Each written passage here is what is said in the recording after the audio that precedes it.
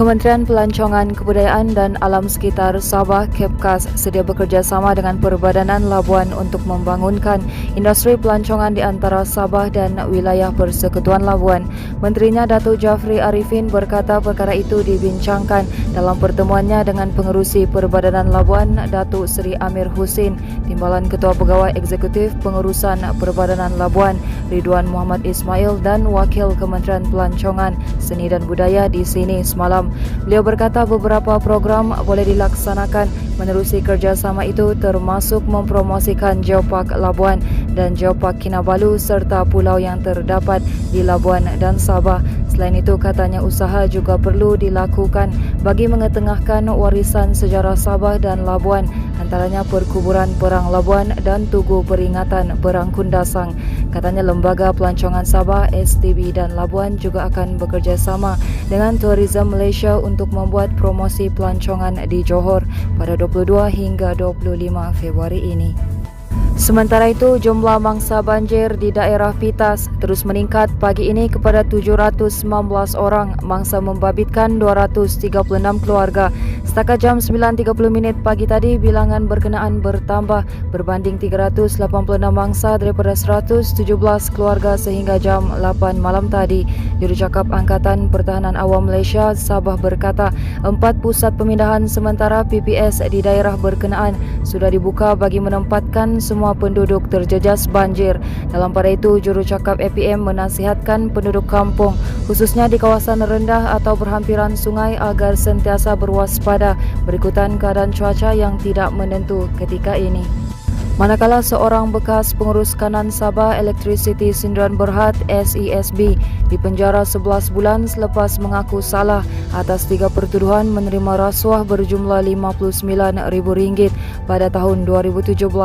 Tertuduh Sufian Abdul Ghani, 51 tahun, membuat pengakuan itu di hadapan Hakim Abu Bakar Manat ketika didakwa di Mahkamah Session Khas Rasuah di sini hari ini. Berdasarkan ketiga-tiga pertuduhan, tertuduh secara rasuah menerima wang berjumlah RM59,000 secara berasingan pada 9 Mac, 4 Mei dan 16 Oktober 2017 daripada sebuah syarikat sebagai dorongan agar segala urusan tuntutan kerja yang dilakukan syarikat terbabit terhadap Jabatan Pengurusan Gudang dan Logistik SESB lancar. Suapan itu juga bagi memastikan syarikat berkenaan mendapat projek kerja-kerja kecemasan daripada jabatan terbabit.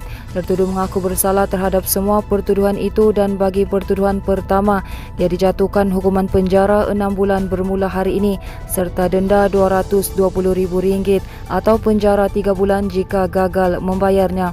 Bagi pertuduhan kedua, tertuduh turut dikenakan penjara 6 bulan bermula hari ini dan denda sebanyak RM25,000 atau penjara sebulan jika gagal membayarnya. Manakala bagi pertuduhan ketiga, tertuduh dipenjara 6 bulan bermula hari ini dan denda RM50,000 atau penjara sebulan jika gagal membayarnya. Hukuman terhadap tertuduh dijalankan serentak. Bagaimanapun tertuduh mengaku tidak dapat membayar semua denda berkenaan, lalu dikenakan hukuman penjara selama 5 bulan lagi untuk ketiga-tiga pertuduhan, menjadikan jumlah keseluruhan hukuman penjara selama 11 bulan. Pendakwaan dikendalikan Pegawai Pendakwa SPRM Nur Syam Saharom manakala tertuduh tidak diwakili peguam.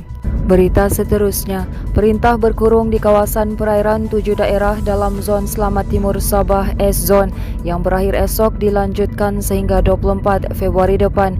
Pesuruhjaya Polis Sabah Datuk Idris Abdullah berkata perintah berkurung itu meliputi perairan Tawau, Semporna, Kunak, Lahad Datu, Kinabatangan, Sandakan dan Beluran. Katanya orang ramai yang tinggal di kawasan berkenaan dilarang menghampiri atau berada di kawasan diisytihar antara 6 petang hingga 6 pagi. Katanya perintah ini diteruskan bagi memastikan kawasan perairan berkenaan tidak diceroboh pengganas yang mengancam keselamatan penyelidik antarabangsa yang menjalankan penyelidikan dan pelancong asing yang melawat Pulau Peranginan. Tambahnya lagi, maklumat mendedahkan kumpulan yang menjalankan kegiatan kidnapping for ransom KFR dan kumpulan Abu Sayyaf masih cuba menceroboh ke kawasan ini untuk melakukan penculikan dan lain-lain jenayah rentas sempadan. Idris berkata perintah berkurung itu juga bagi menjamin keselamatan dan kesejahteraan rakyat Sabah yang menjadi pengguna perairan dan rakyat berada di kawasan daratan Ezon. Katanya ia juga akan memudahkan penguatkuasaan dan pemantauan terhadap pergerakan bot serta menimbulkan rasa selamat serta yakin kepada pengusaha chalet dan nelayan dengan kehadiran pasukan keselamatan. Seterusnya, kes jangkitan COVID-19 di Sabah terus melonjak hingga melepasi angka 2,000 dengan catatan 2,069 kes lagi. Hari ini naik 469 kes berbanding 1,600 kes yang dilaporkan semalam. Jurucakap Perkembangan Harian COVID-19 Sabah, Datuk Seri Masri Manjun berkata 7 daerah mencatat kes 3 angka hari ini berbanding hanya 4 daerah semalam.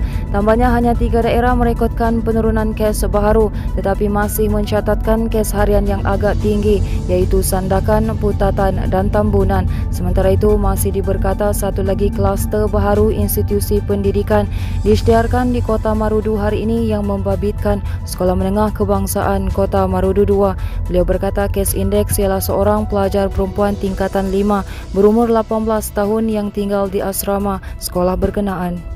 Teruskan bersama kami di asoka.com, berita komprehensif.